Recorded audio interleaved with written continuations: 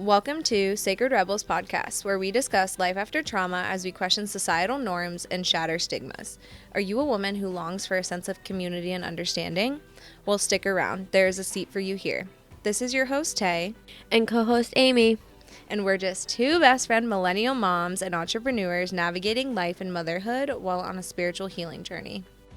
We don't do surface level, and we're definitely not your typical moms, so let's dig deep. We plan to cover it all and take you behind the scenes as we share our personal experiences, learn more about the holistic side of healing, and introduce all the incredible humans we've met along the way. Join us as we share the good, the bad, and the ugly side of healing. We hope to help you step into your power. Thanks so much for listening. Hey y'all, welcome back to another episode of Sacred Rebels. Tonight it's just me and Aim, and we are going to finally give y'all our story. All the trauma and all the things in between. I picked our card. We will read it after we start with our big deep breath. Ooh, all the things. That sounds juicy. One hit on the heart, one hit on the belly. Breathe in, lift up, rise up. Exhale, just let it go.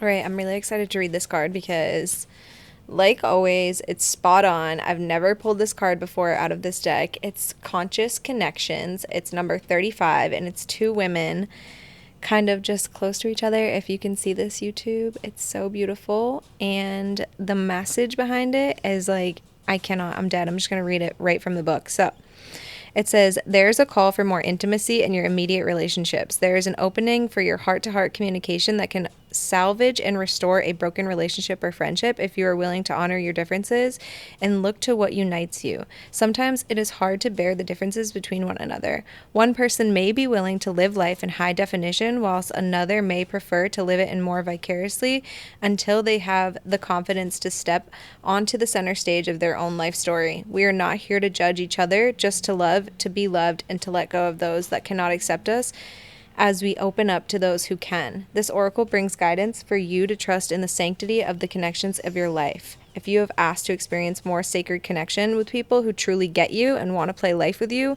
rather than at odds with or against you, then this oracle is confirmation that this manifestation is on its way to you now. It may or may not be obvious at first, but kindred spirits are going to enter your life to help you connect with your deeper feelings and creativity. They will give wings to your inspirational ideas and big dreams.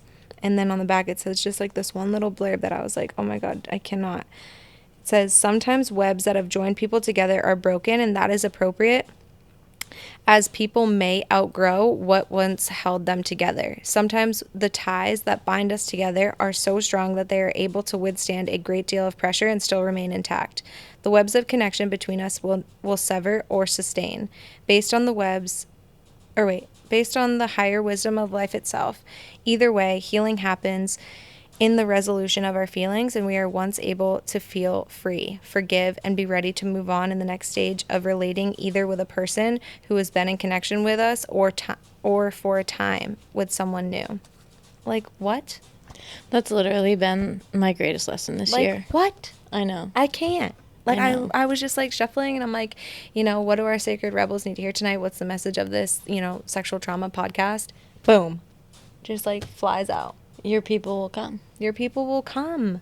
And the people that don't and that you think are your people, like, it's totally fine to just let those webs just like fall apart, and that's okay. And we just realize that like every relationship that we have, there's always a lesson in every single one of them, and there's forgiveness. And it was funny, I almost shared that post that I made right after the divorce, about just being like, I literally honor every single person that was a part of my life. Like, I hold no hate, no forgiveness. Yeah. Like, I'm just so grateful for every intimate relationship. Like, every single one, there is always a lesson. There's always a lesson or a blessing. That's like a fact with every single person that enters your life. And also, if you open your heart to these people, it's like when you're truly living in your most authentic way and you're showing your heart and who you truly are, the people who get it, and the people who don't, and that's okay. But you have to let those things go, especially if you're not living in your true heart like compassion. Do you know what I mean? Like you're not living authentically or in your own.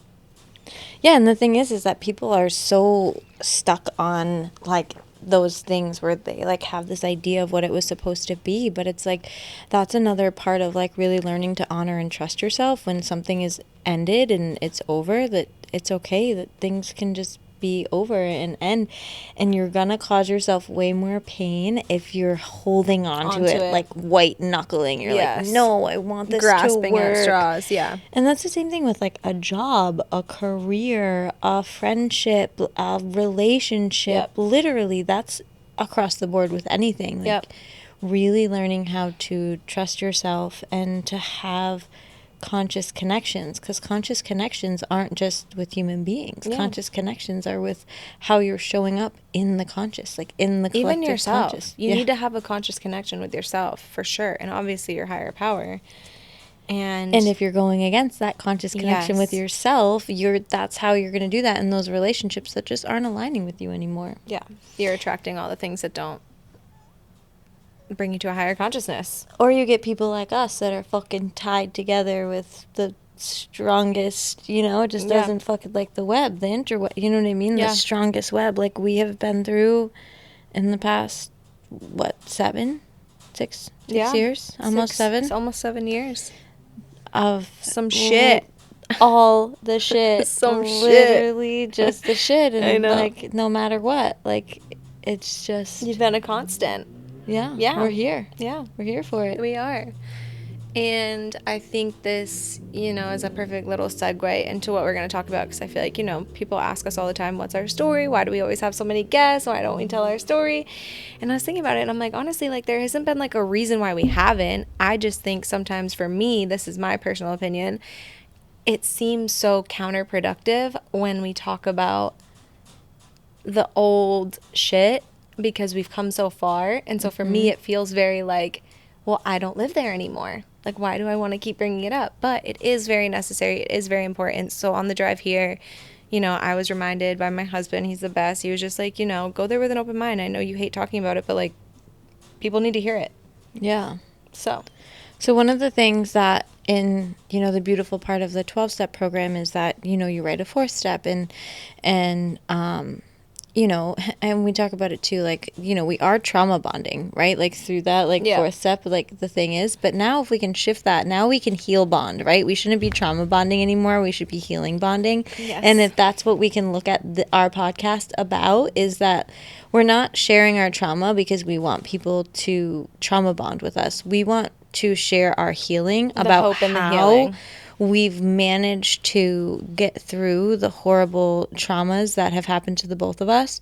And so similar. And in that, you know, in through the 4th step and me being Taylor's sponsor and having that relationship. And this happened, I'm telling you, I sponsored so many fucking women. Like, it was honestly like sick. Like, I was sick around it. And I think I've talked about that. Like, I just wanted to help so many people. And I was like overextending myself all the time, which is something that I do often anyway, still to this day, but I'm working on it, maybe. a form of running.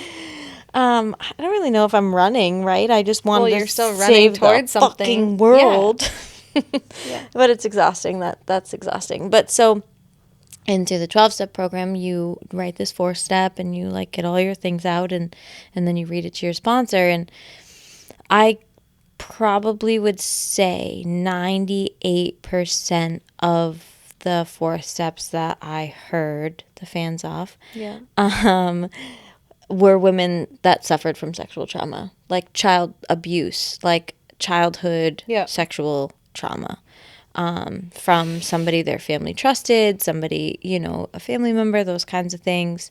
So, and in that, you know, then it's like a common problem, right? You're like, okay, well, like that happened to me too. Like, you're not alone in that, because this is the thing that Taylor and I have been trying to do for women out there, people out there in general, because it's not just women, it happens to men too, to know that you're not alone. And like, there is like a comfortable, like safe space to talk about it. Yeah. So through that, we, you know, found this common bond, and through the past few years more, then, you know, in that program, because you kind of just like surface level it, right? Yeah. And it's kind of actually fucked up because you literally have to find your part in it. Like Yeah. that whole Insane. like the fact that Let I me just had give an example. Okay. So Yeah.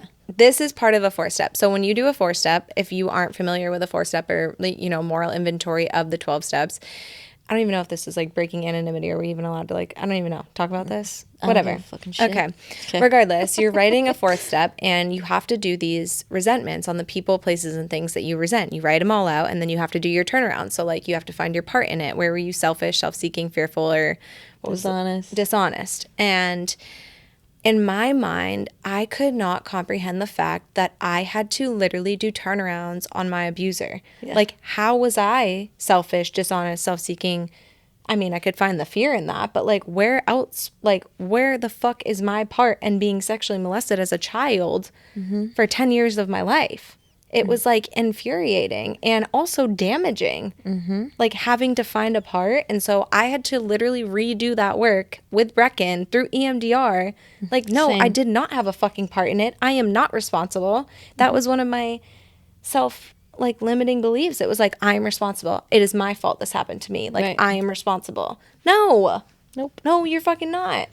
Yeah, it's all like brainwashing and fear. And then you know what I would do is be like, okay, because I couldn't, and as a sponsor, like, how are you supposed to? I would always be like, okay, well, you knew this happened, so then you had a behavior, right? There was like selfish behaviors that were created because of this trauma. So trying to really have a deeper understanding of who you are and how you let the traumas affect you. Not that the trauma was your way you were selfish or dishonest, but normally those kind of behaviors lead to the addiction, right? Because it's always the trauma and the addiction. But yeah, same, like, it's so fucked up to think that you would have to like sit there and think that it just isn't just like, no, that was just like a fucked up thing that happened. And obviously all these decisions that led up to you know, sticking a needle in your arm definitely has the fact that you were molested as a child by somebody that you were supposed to trust. Period.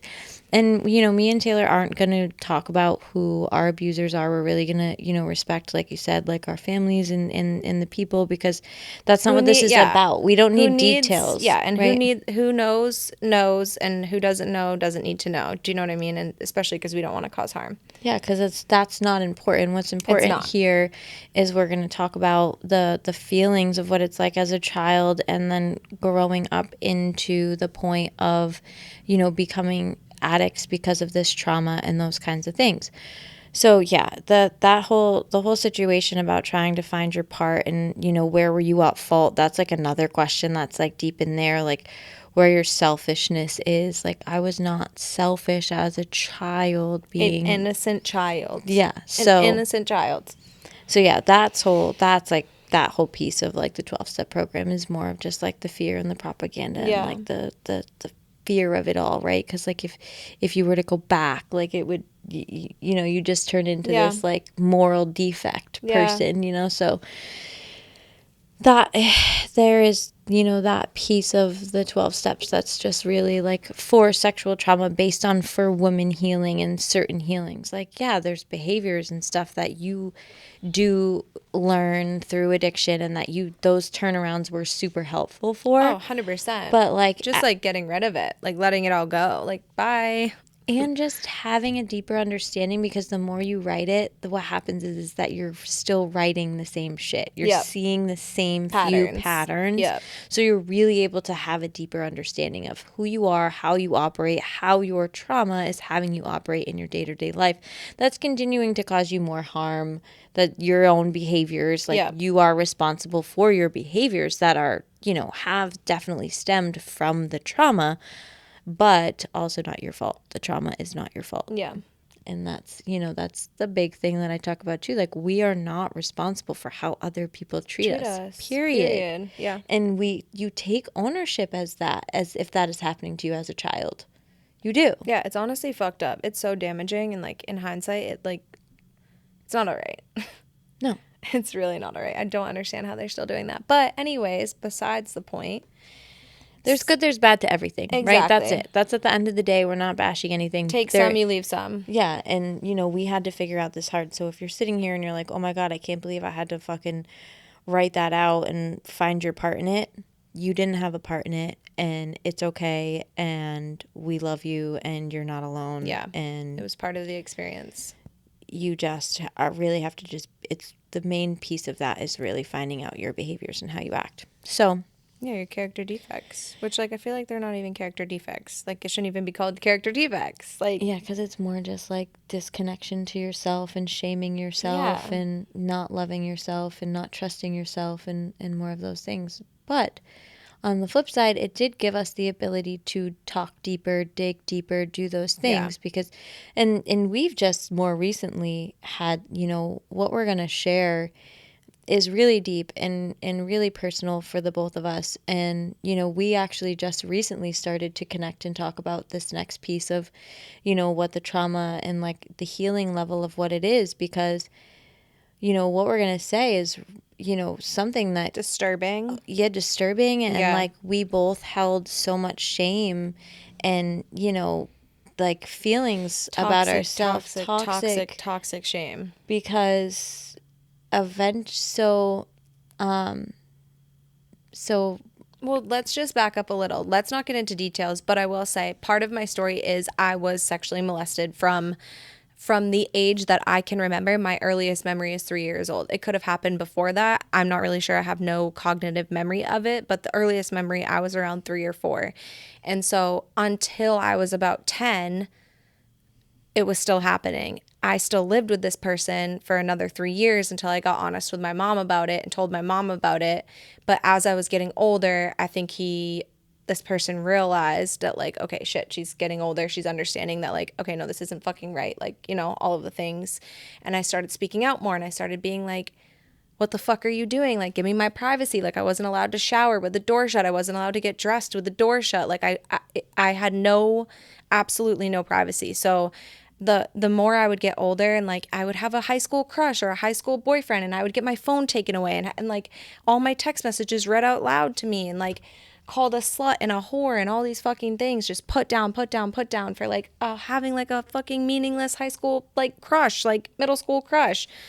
So that's just like the extent of like how far I'm going to go with that, because again, details don't really matter in this situation. If you want to know details, I'm an open book, but for the sake of not causing harm, I will not be going into nitty gritty detail. And mine was the same. You know, it was very early on. It was somebody that we were supposed to trust, you know, in the home. And again, like it just is what it is. And the details aren't important. It's just about how it made me feel. Yes. And then the shame that I carried. I mean, I didn't come out with mine until I was 21. And I wrote a suicide letter and I tried to kill myself with drugs. And I really thought I was going to die. And I literally put it in my suicide letter because I held this shameful, secret, dirty little secret. I felt, you know, incest, and I felt literally just like so much sickness like throughout my whole body all the time. I just never was able to connect to anybody. Yep. I could never connect to myself. I was running, and that's, you know, I mean, I started doing drugs. I started stealing from my dad when I was 7. I started selling weed. I got caught in 6th grade selling weed and like selling drugs. Yep. And, you know, I started taking pills in 7th grade. Yep. I was my first time I did acid. I dropped acid in 8th grade detention. Like, yep. like just drugs and just constantly just like seeking like older people that would like, you know, yep. Like older men. And well, part of that is like part of being molested as a child. What comes with that, the repercussions is like you turn into a hypersexual young adolescent teenager. Yeah. Mm-hmm.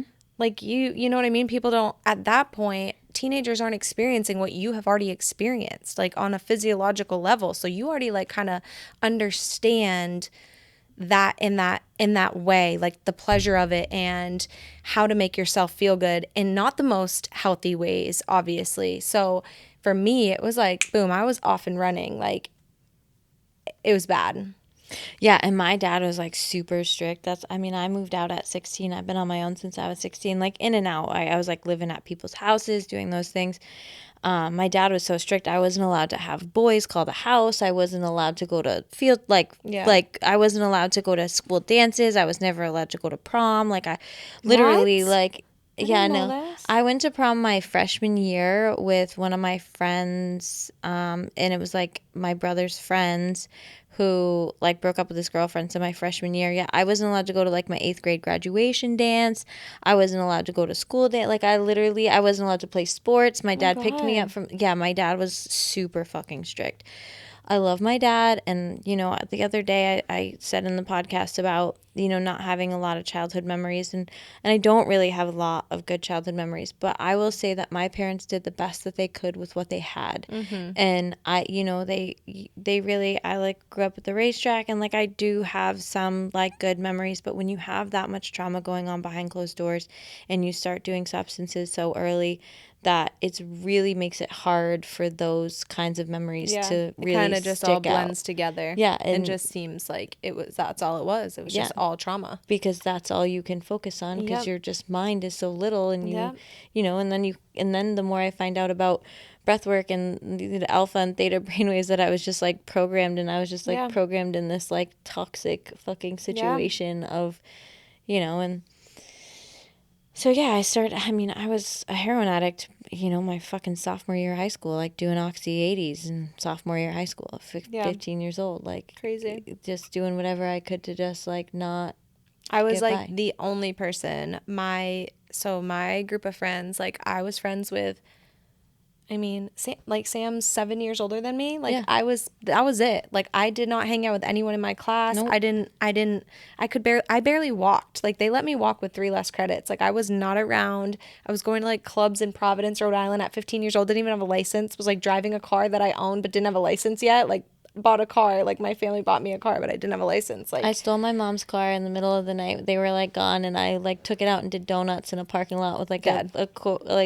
And I broke the steering column, like I broke the power steering in it, and like just like drove it home, Yikes. like you know, like fully like steering the car, like 15 years old, stealing a car, doing donuts in a parking lot.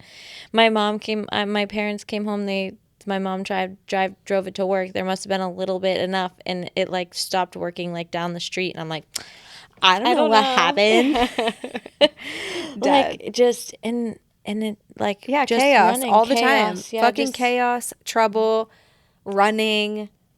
Yeah, I remember Deflecting. I remember my mom used to, because my dad was so strict. My dad would go away snowmobiling, and my mom would like let us go out.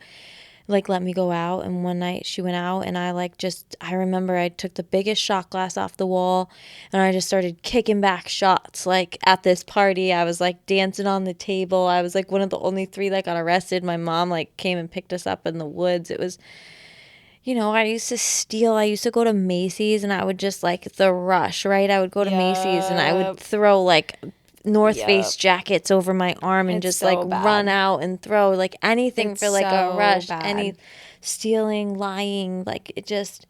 Yeah, I was like a pathological liar. Even still, when I got sober, remember I was like, Aim, I have a problem. I can't stop lying. And you were like, okay, well, this is what you're going to do. If you 'Cause tell a remember I lie. did the same thing. Yes. If you tell a lie, you're going to tell that person in that moment. I don't know why the fuck I just said that. That was a lie. And I had to do that. And it was so uncomfortable. But I literally like. People looked at me with such respect. They were like, wait, what? And I was like, yeah, I don't know why the fuck I just said that. All of it was a lie. Like, I'm literally training myself not to lie anymore because it was Literally. such a deflection of who I was. And that's another thing. I did a lot of cool shit when I was young. Like, my mom did the best she could and she worked her ass off to like provide as a single mom. But I like would make up these crazy fucking stories to these people that I would meet, like just the most epic shit. Like, and I don't know where this shit would come from, but it was like an escape to me. And also why I think I fell in love with like fantasy novels and reading. Like, it was an escape for me. And so like if I could pretend to be a different person, and we moved around a lot and I met a lot of new people. And so I would just like come up with these like crazy stories. And now you get to the point, it's actually honestly insane, because then when you start doing drugs, you're like thinking about all the shit that you've ever said and like what has actually happened. And you're like, wait, what's real and what's not anymore? Because I actually don't even fucking know. You start to believe your own lies. Did that happen for you? Because like it like got to the point where even now, like in EMDR therapy and trauma and like reprocessing trauma memories, I'll be like, well, fuck, is this actually real? Or did I like convince myself that this was real? Do you know what I mean? And Brecken always just says it actually doesn't matter. If you have a specific memory and it causes some type of reaction in your body, it doesn't matter if it's real or not, because clearly that you've convinced yourself that it is real. So if it's affecting you in a way, we will reprocess it and bring it down to a negative impact. So Yeah, well, that's what happens with the neural pathways in our brain. We actually can create a whole new reality for it's ourselves. fucking insane. Yeah, I did the same thing with the lying. I only was able to give advice because I was just as fucked, you know what I mean? And like, the thing about me is my life is so fucking wild and crazy. Like, it is. Like, my life story, sometimes I like meet somebody new and I'm like talking about it and I'm like, And they're probably like, is this bitch out of her mind? Like, yeah, we are. and I'm like, holy fucking shit, I need a Netflix series. Like, I literally need a fucking Netflix series because like it's actually wild. I know. But yeah, I would like over exaggerate shit and like make stuff up, like make whatever was like in like actually happened in my life. I would just like make the story like a little bit like bigger and better, you know. But what I one mean? thing that I think is interesting that Brecken would helped point out to me is that in all of this lying and all of this storytelling, I never once talked about my trauma. Literally. Or never once brought up the fact, like never used it. Like I don't want to say this in the wrong way because I don't want this to come off wrong, but like some people use their trauma as a way to like be like, poor me, poor, you know. I never once was like, Well, it's the oh, shame. well, I'm this fucked up because like this, and this happened. It was the shame. That, Yeah. like, guilt to like, and this will lead up to like, Yeah. you know, why there's deep shame. You know, there's deep shame in this piece of it, right? Because this is definitely why I didn't Talk about it. talk about it and wrote it in a suicide letter, because, you know, you're just like, holy, like eventually. So this is the hard truth, right? Yeah. And we specifically talked about this. Like, we started having a conversation, and it was like the first time like me and her both It had clicked. that this was like such a huge piece, and that this specific piece needed to be shared for any more, because a lot of women, I mean, I'm not pumped that I'm about to share this, and I know Taylor's not either. But I'm already sweating. and it's kind of fucked up that we're laughing, we know, but You guys, we laugh at our trauma. That's like, if we're not laughing, we're crying, and I would rather laugh than cry. So, and the other thing is that the more work that you do and the more that you actually don't feel like, you know what I mean, these things don't hold weight anymore. Like, we're admitting, like, I've cried for fucking 30 years about this shit. Yeah. Like, I've felt it for a long ass time. Like, I know the harm that it caused in every single one of my relationships.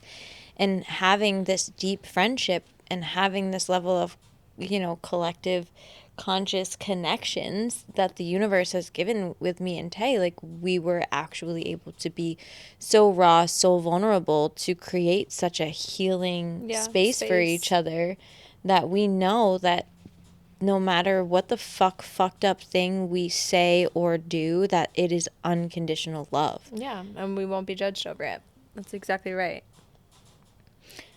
So, the hardest part to admit, right, when coming out of the trauma and healing through the trauma, I should say, and doing the work and kind of uncovering some of these pieces from your childhood, because, right, if you're an adult uncovering childhood trauma, it can be confusing and disorienting and kind of just like a mind fuck of like what happened, what didn't happen, and these timelines are all blended together, and it's like, was it right, was it not right, like, did I like it, did I not like it?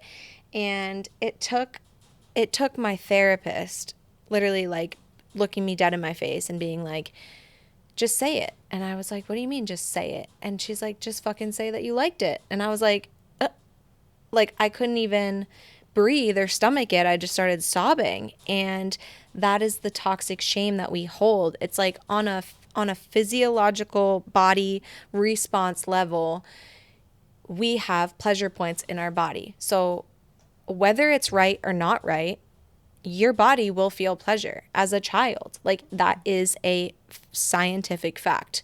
And so even though your mind is telling you how terrible and wrong it is, your body is feeling something different. And then your body as a child starts to crave these feelings, especially when you're being abused, because that's the only form of love that you know.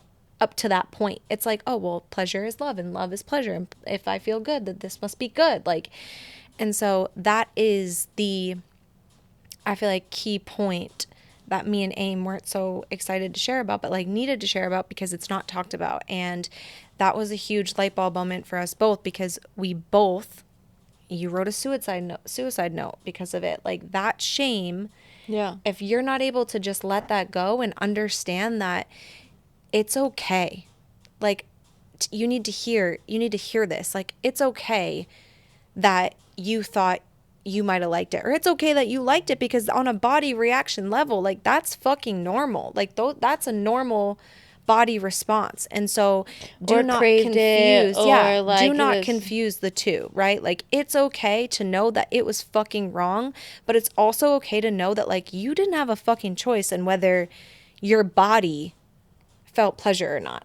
Right, because that's what our bodies are meant to do. Exactly. So if at some point, you know, and you're a child, right? So like, you're just like, oh, this is supposed to happen, and you like respect this person. They're older than you, and you love this person. You trust this person, right? And then it just becomes like, oh, okay, this is normal. Like, that's just the new normal, right? And like, you're a child, so you're like doing these things, or these things are being done to you, and eventually it's like, I don't know either if it's just like a surrender piece too, or it's like, well, this is going to happen anyway. Yeah. So I might as well like be into it. I'm not going to fight it. Yeah. I'm not going to fight it. And I don't know any better. And I wasn't taught body boundaries, and I wasn't taught these things. And I'm in a situation where, you know, I'm the bad kid now because I started acting out this way.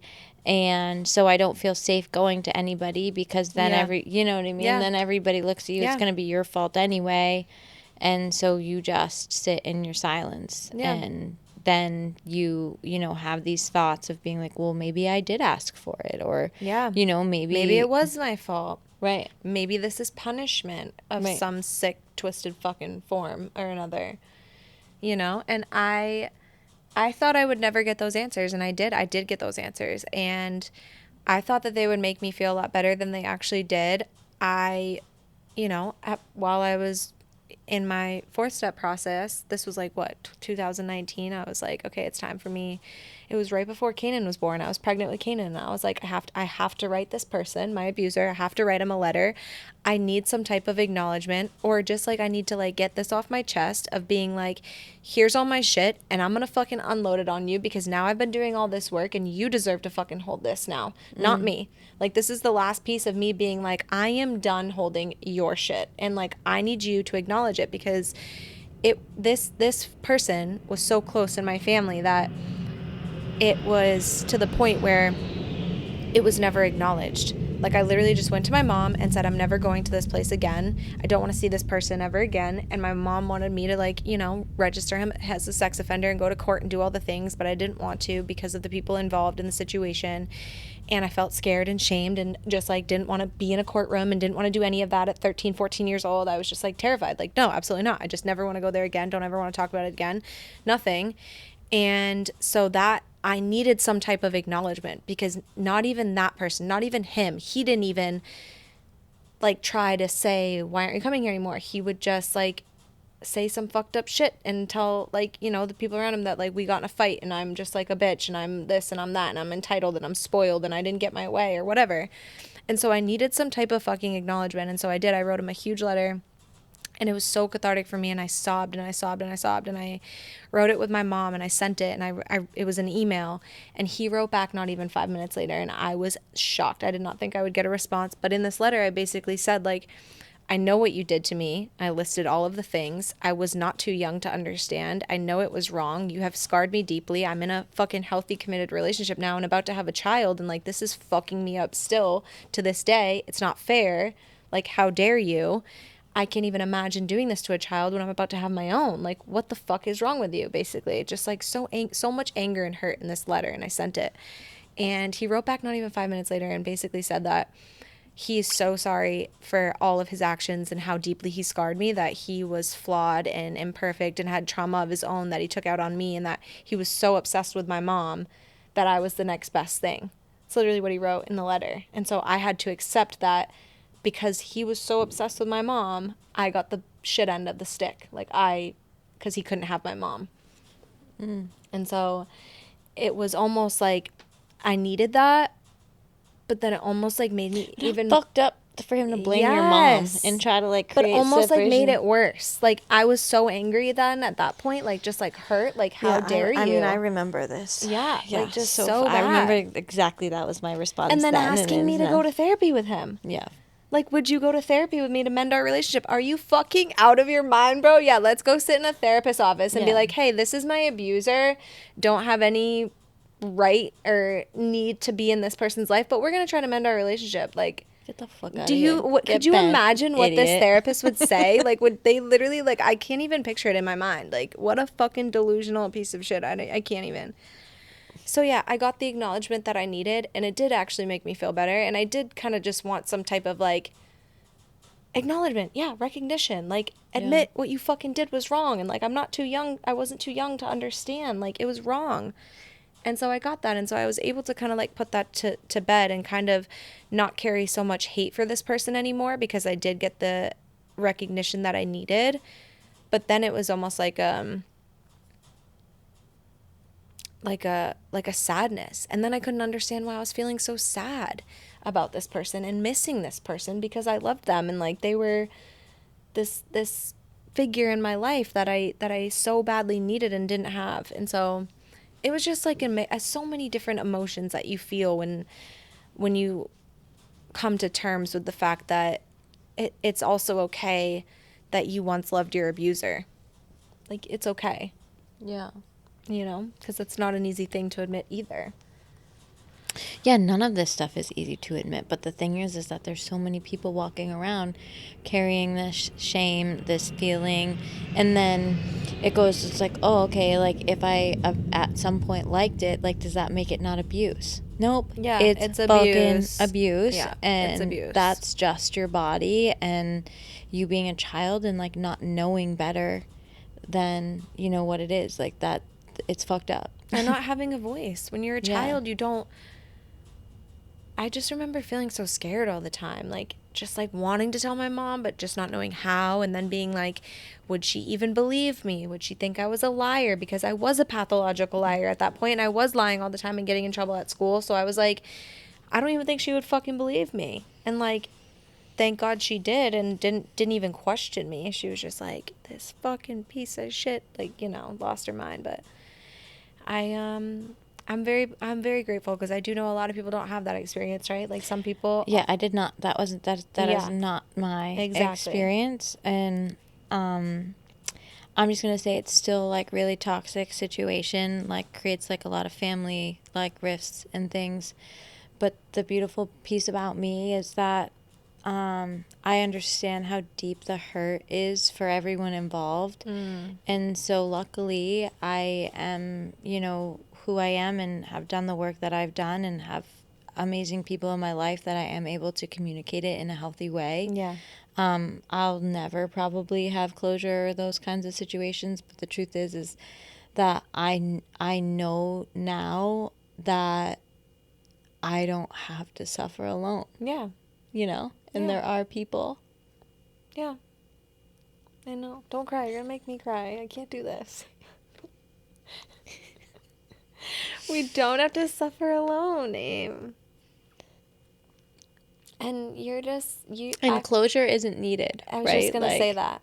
You're at a spot in your life right now where you don't need that closure. And today, if this would have happened today, I would have been like, I don't need that fucking closure. Yeah. But this was like, I was coming off, you know, years of heroin addiction and needed some type of, I don't know, recognition. Yeah, and that's what people just need to like understand more, right? Like most people that have addiction and do those kinds of drugs and live that kind of lifestyle is because there is some deep rooted trauma that they are running from. Yeah. And like when you can start to look at the addicts and you can start to look at these people with like compassion of like trying to deeply understand like what are they running from, like, Yeah, it's something. you know, when I got after being sober for so long and I had that surgery where they had to give me fentanyl when I got my gallbladder taken out, And I looked at my ex-husband and I was like, holy fucking shit. Like, how the fuck did I live so much of my life Like this way? Like, I hated the way it felt. know. Like, I felt so fucking I know. disgusting. And I was Same. like itchy. And I was like,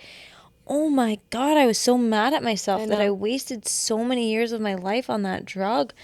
And he just looked at me and he was like, yeah, Amy, like, you built a life that you don't want to escape from anymore. That's exactly right. And that is just like such a mind-blowing experience that, like, when you can remove yourself from the drugs and you can have a deep understanding of your trauma and learn to love every dark part of yourself and not hold any shame or guilt for who you are and what you've done, then you don't want to do those things. No.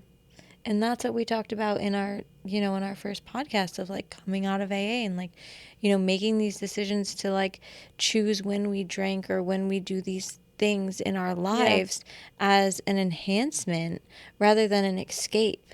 And also deciding to talk about it. Right. And being so open about it. Because that's another thing that's not talked about. And, like, people do leave all the time, every day, but it's just not talked about. Right. So we're here to talk about all the really hard fucking shit because it's important.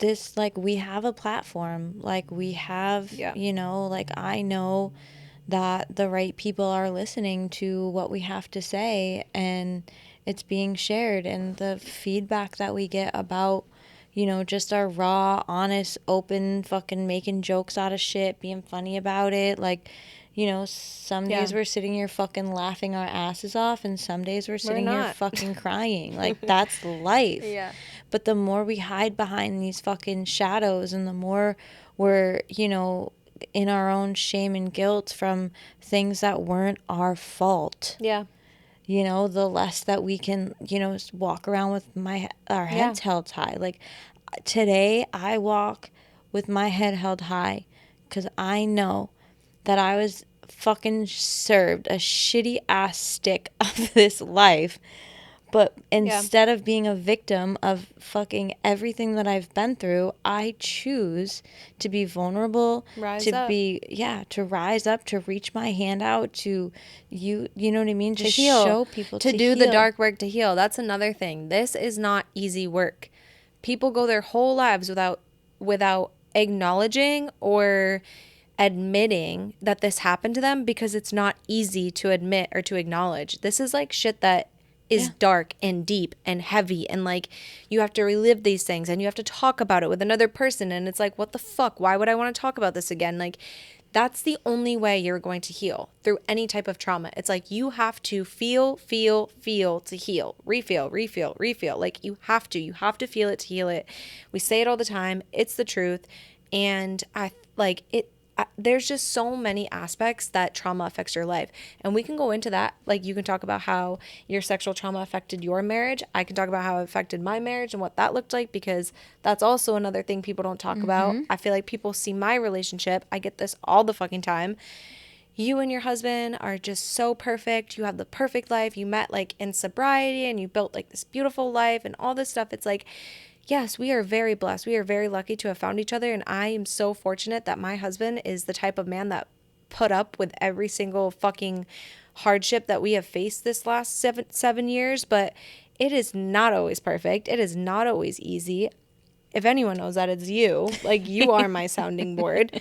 And so there is some serious shit that we go through, especially, trauma survivors. Like, it is not fucking easy navigating love life with sexual trauma.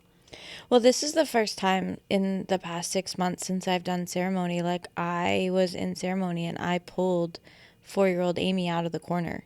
Like, she was always in the corner and she was crying and she was sad. So there was a piece of me that I never fully accepted, that I never fully loved, that had just been hiding and was, sad. And so I always just had this, like, sadness and this distrust in myself and this distrust in anybody. And I literally, it affected every single piece of my life. Yep. every Yeah. single piece of my life. And the only thing that it didn't affect is how I parent, because I Same. literally want nothing It's better. crazy that you say than- that, because same. That's the only thing. Like, I'm able to love my kids so fucking hard to the point where I'm like, how can I, well, this isn't the truth today, but how can I not love my husband like this? Like, how can I love my kids so unconditionally, but when it comes to a partner, like a life partner, I'm not able to give the love that I know that I can Same. give or that I deserve. It's fucked. It's fucked. Yeah. You just feel unworthy, incapable of loving. I know that that's for me, like, so true. Like, I felt so incapable of giving Dill the love that he deserved because I was so fucking broken. And I'm like, dude, I don't know. I couldn't even handle physical intimacy or touch. Like, my whole body would fucking close, bro. Like, I'm talking like we would go to have sex and my vagina would like close. yeah. Like, straight up Body. close. Your body has a reaction. Yeah, like because holding it's actually trauma. your body that holds it all, not your mind. So then when those things happen, it's very easy to question that physical sexual chemistry. Okay, am I not into my husband? Are we just meant to be best friends? Is this something that now I have to look at and face? We're planning a wedding. Why the fuck am I not excited? Why am I having panic attacks all the time?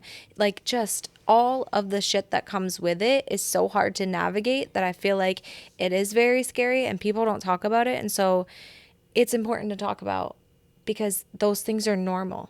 It's normal to feel those things, especially when you have childhood sexual trauma abuse. And mine wasn't so much, I can give love. I can like give all kinds of love. I cannot. I can't receive it. Yeah. I don't feel worthy of receiving like real unconditional Love. And even though there's been people in my life that have shown me that, it doesn't matter. I know. They could fucking walk through fire and shards of glass and all the things, and I'd still be like, are you sure? Yeah. Are you sure you love me? Yeah. Because like, I'm like, you know, it's like the broken beliefs of being like, I'm so fucked up, I'm so fucking damaged, I'm so fucking broken, like I've done all of these things, right? Like we just have this like broken beliefs and these programs that we've just been like, and it's just so unfortunate. I know. And not until, you know, this year have I really like fucking seen it all.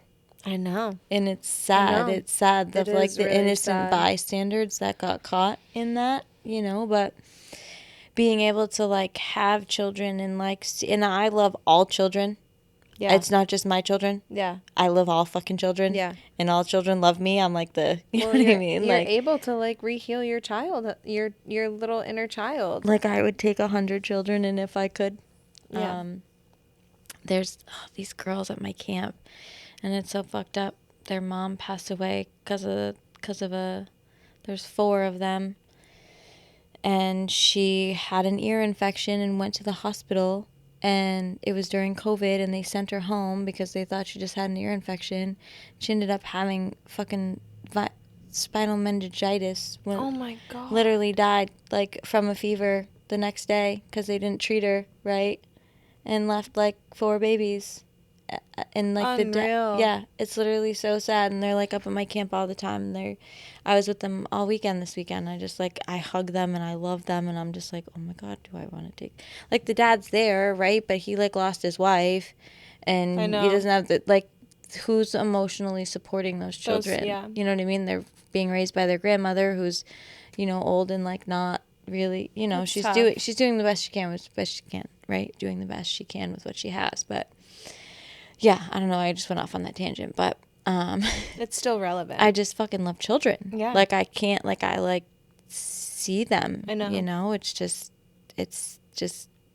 Well, I just look at them as so pure and sweet and innocent. I'm like, how could anyone ever? literally. How could anyone ever? Like, Hayes is the age where I think my abuse started, and I look at her and I'm just like, what the fuck? Yeah. It makes my stomach turn. Mm-hmm. It's insane. Yeah, But it's happening. I know, everywhere, all the time.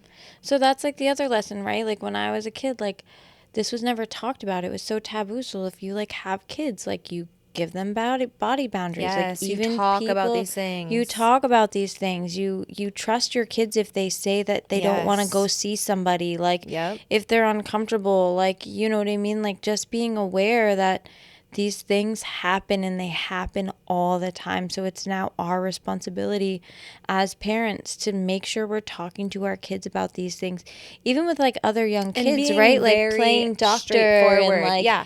you know like what I no mean? Like, nicknames for there's- private parts. Like we don't do nicknames for private parts in my house. Like my son is very like, lately it's all about mom, boys have penises and girls have vaginas. I'm like, they do, but we don't need to like announce that to everyone, you know, at the grocery store. Yeah. Like- I mean, even that, but even like guiding them from like older kids, like older cousins, or, Yes. you know what I mean? Like, you know, it's like it can be happening just with like 5 or 6 years apart from each other, Yes. because you don't know who your kids like. So just in general, just say like, Be aware. if these things are happening, be aware, like come to mommy, like you're not going to be in trouble, like no matter what somebody tells Yes. you, like these conversations, we just have to protect our children. And Yeah. like, you never fucking schools. I mean, look at all the things that happen. know. Schools, churches, like School nurses, like all of it. all of it. It doesn't matter. You let them know, like if it's like in an authority figure, like it's still not appropriate for anybody to touch your. I mean, my doctor's so great. Like when he like checks the kids like private parts, he's like, the only person that's supposed to do this. I'm only doing this because mommy's here. Yep, in the like, room, same. in the room, And like she always asks Kanan permission. Yeah. Can I please check underneath your pants? And he'll be like, okay. Like he'll Right. look at me. Which, Yeah. another good sign, you know. He looks to me to be like, is it okay, Mom? yeah, is it okay? Yes, Right. it's okay. You know. So if there's like one thing, right, and that's just like the why we're vocally talking about these things, why we're willing to get uncomfortable, because it could change. And if we could save one child's life, or if there's one, you know, person at home that's like, oh my God, like I don't have to carry that shame anymore. Like, Yeah. that's it. That's why we're here. That's why we're doing what we're doing. Yeah. And I will say, like, out of all the shit that I've ever done, like all the healing modalities, the only 2 things that really, really worked for me, well, I should say 3 things now, but was EMDR therapy that helped me reprocess all my traumatic memories to make me get to a point where I no longer had like a body response to them. And then also, which again, that's not fucking for the faint of heart either. No. You go into a therapy session and you sit there and you think of the fucking traumatic memory, that this one memory that you have, or the fucking multiple, and you have to literally go there week after week until you no longer have a body reaction to it. You have to feel it. You have to until feel you it. don't heal it. And Feel it. feel it anymore. It's Yeah. fucked. It's fucked. So yeah, They suggest not to do EMDR. I didn't do EMDR until I was 5 years sober. Yeah. And like, it's not something that you should do you early need on a in serious recovery. support system. Your partner needs to know 110% what this is going to look like. Dill came to multiple sessions with me, and we had like Brecken help us communicate through some of our shit, because it was like, he literally came the first week that we were going to start, and she sat him down and was like, this is what it's going to look like. It's going to get worse before it gets better. If this happens, just know it's normal, and that like she's allowed to feel these things and reprocess through this. And like, you guys probably won't be having sex anytime soon for the next however fucking long. And that's exactly what happened. And that's what it was. And he was so fucking willing to just do it all. And I feel really grateful for that. And so yeah, the breath work, the EMDR, and then obviously the Bufo ceremony, like honestly, it changed my life. Obviously that is not for everybody as well. Yeah. But I will say I came out of that feeling a complete body reset. Like I watched myself die and then come back to life, and watch me grow from stage to stage as an adult into my own individual human experience now with my children and my husband. And I just like came back with this overwhelming sense of gratitude for my individual life experience today, right now, in this body, in this form. And it was like the only thing that kept replaying in my head coming back out of that was, I am not my trauma. I am not my trauma. I am not my trauma. It was like on a fucking loop, like a CD skipping. Like it was like, I am not my trauma. I am not my trauma. Like insane. Yeah. Yeah, EMDR, you know, my ex it was the same process, right? Like when Yeah. I was going through EMDR, I did like a year and a half of it, and it was so intense, and it was the same, like it was the same thing, like couldn't have sex, like really, like couldn't be intimate, like it's Well, fucking, think about it. You're going and you're thinking Mm. about these memories, and you're going Yeah. home, your husband wants to touch you, and you're like, no, Yeah. like you're not going to fucking touch me. Yeah. It's insane. It's a lot. It's again like not for the faint heart, and you know, I can't say I had, you know, EMDR didn't did a lot, and it got me to the level of where I've got to. And then I started doing breath work, a few years ago, and I started doing more deep healing for that too. And I think that through my trauma, and never mind the trauma, but that for me, I think that the amount of trauma that through my childhood trauma, the amount of stuff the decisions that I made, that truthfully, weren't my decisions because they were based on, what was happening to me as a child. Actions, yeah. But the way that I felt about myself my entire life, and how I treated myself and how I treated my body and the things that I did and the decisions that I made throughout my life and the amount of harm that I caused and the things that I had did, like I just still, like I was dealing with that one piece, but I was never dealing with like all these other things that were happening. Yeah. That once that I started, having those realizations, because you also don't realize, and this is the beautiful thing about breath work, is that you bury some of those memories so deep in your subconscious that you don't even know that a lot of this stuff you just like bury. Your body like protects you from it, right? I had a really distorted self-image like of myself. It was fucked. Yeah, that was so bad. My self-image was so bad, and again, it goes back to the thing where, like, I didn't feel worthy of love. I didn't feel deserving of the good things that were happening to me. The imposter syndrome. I just felt disgusting. Yeah. Like tainted. Like almost like a rose. Forever. With like, just like a bad seed. Like it just felt like a bad kid. I was just bad. Everything I was bad. And gross and disgusting and dirty and shameful and just like all of it. Those were the only feelings that I held up until fucking 6 months ago, and that's sad. I'm fucking 37 years old, and my every relationship depicted that, like the things that I allowed to happen to me, like even the things that I tolerated for so long, the behaviors. So here we are on the up and up. Happy to say that I can definitely enjoy sex with my husband now, so it is possible, ladies. Yeah. Like sex after trauma is possible. I know that's probably like a hard thing to grasp for some of you that are like in the thick of it right now, but well, let me rephrase that, because sex is always enjoyable, right? Well, for the most part, because again, that is your body's way of responding to pleasure. But I should say, because I went from being a very hypersexual person to being like actually scared of commitment and not being in a serious relationship, to then going into a serious relationship and a marriage and a healthy monogamous, marriage, and being like, okay, what the fuck is happening? Like, can I be with one person for the rest of the life? Can I enjoy sex with one person for the rest of my life? Can I do this with this person for the rest of my life? And what it comes down to is just the pure vulnerability and intimacy of it is very, very intimidating, especially people with trauma. Well, like if you can't connect to yourself, how are you supposed to connect to somebody else? Exactly. So having a one-night stand, or like having these surface level relationships with these guys, easy. like dating, doing the things, right? It's like, oh, okay, I like got my needs met, right? But when you find somebody to have a deep soul connection with, it's different. It's different, and it's possible. It's possible. And it's beautiful when you allow yourself to feel those things. And that's another thing. It was to the point where I wasn't allowing myself to receive love. Yeah. And to be loved by this fucking perfect human being. Right. Who I call my husband. Right. So it's definitely possible, and who cares how long it takes you, right? Like, if this is your person, this is your person. And that's what I've come to realize. Like, do not fucking settle for anyone who is not willing to ride out the fucking hard times with you, because you are worth more than that. Yeah. And then you'll never know who, will come.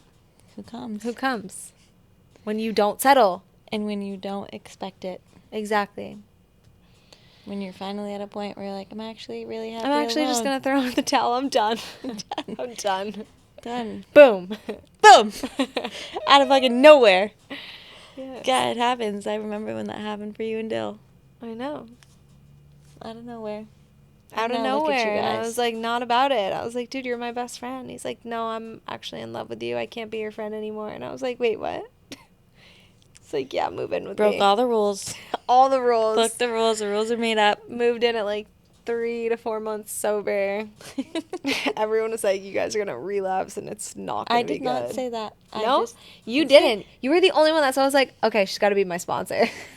She asked to be my sponsor. She's no, with because it. this is the thing that I did, and I'm pretty sure that all of my sponsees will attest to this. I was never a fucking control freak like they Yes, wanted never. everybody to be. I was really like, no, you have to trust yourself. Like, you're going to have to make this mistake yourself. You're going to Yes. have to figure it out. I'm going to tell you what I did and how Yep. maybe that may or may not work because, like, I did the same things, right? But, like, I know for myself, we all have to learn these lessons.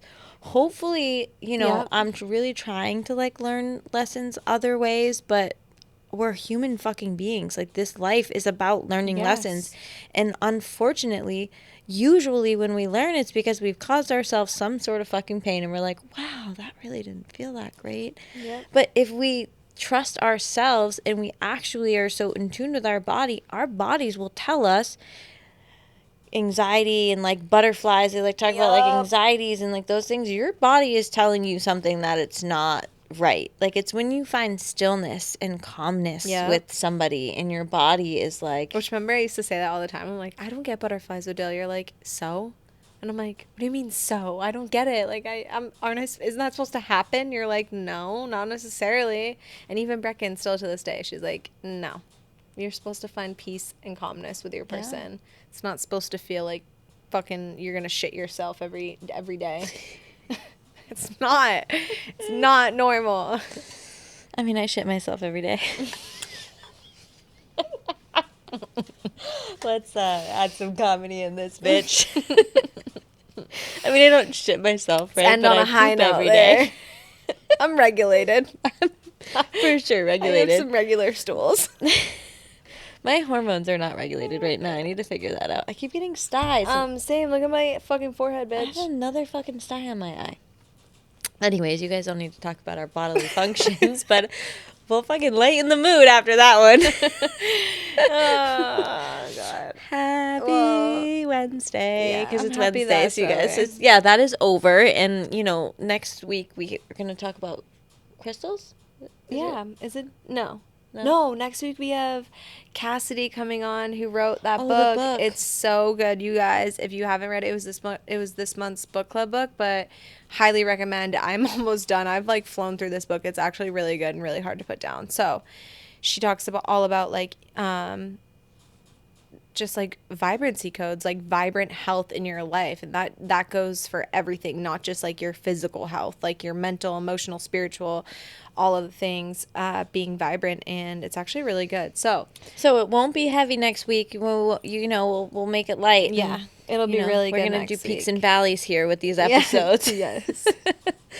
Fucking deep. And also just know that if you have any questions, me and Aim obviously are open books. You can reach out and we can, discuss shit further if there's like something that we didn't touch on this. But just know that whatever you're feeling is normal. It's okay to feel the things, all the shame, all the hurt, all the fucked up shit that's happened. Like, it's okay to feel any type of way that you're feeling. You are allowed to feel the things that you are feeling. You don't have to put a label on it. You don't have to have a reason for it. It's okay to feel the feelings. Yeah, and that's the fucking shittiest part, right? Is like we had to live it as a child, and now you honestly, because you stuffed it down and you didn't have the emotional maturity and you didn't have the avenues to actually deal what was happening to you as a child, or even if it was like rape or any of these situations that was like, through teenagers, whatever the sexual trauma any type is, of sexual trauma. it sucks, and I'm really fucking sorry, but you have to feel it again and probably a fucking again until it's gone. But the beautiful have to piece get out of about it, victim.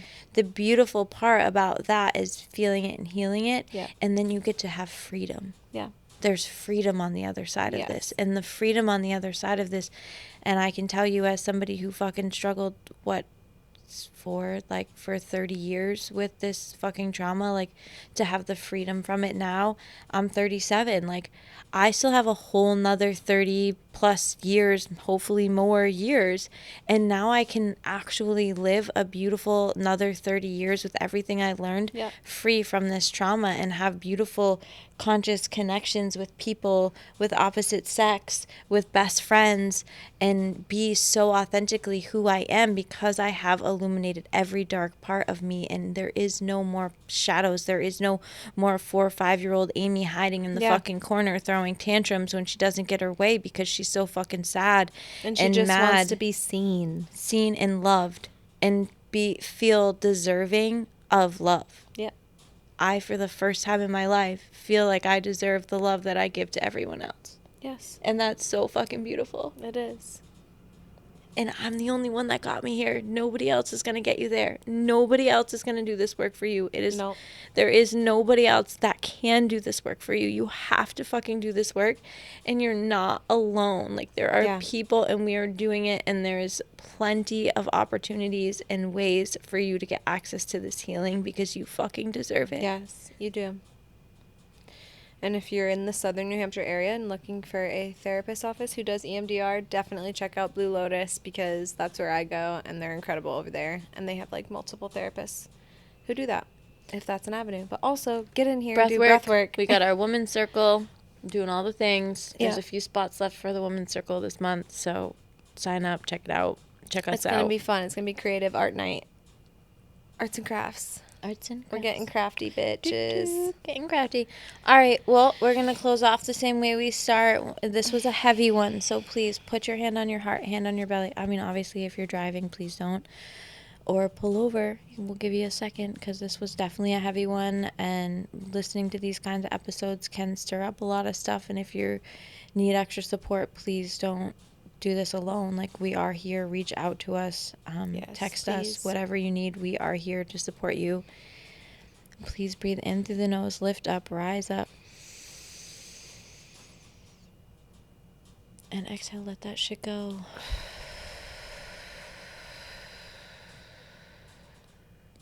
And farts are funny.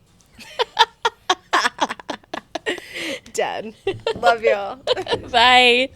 Thanks so much for taking the time out of your busy schedule to listen to what we have to say. It means the world. As always, we want to end this episode by reminding you that we are not medical professionals and we are not giving any type of medical advice.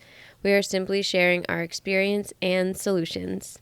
We are here with the intentions of reminding you that you are never alone and that everyone's healing journey is unique to the individual. Make sure to follow us on all social media platforms to stay updated. Stay well, Sacred Rebels. See you next time.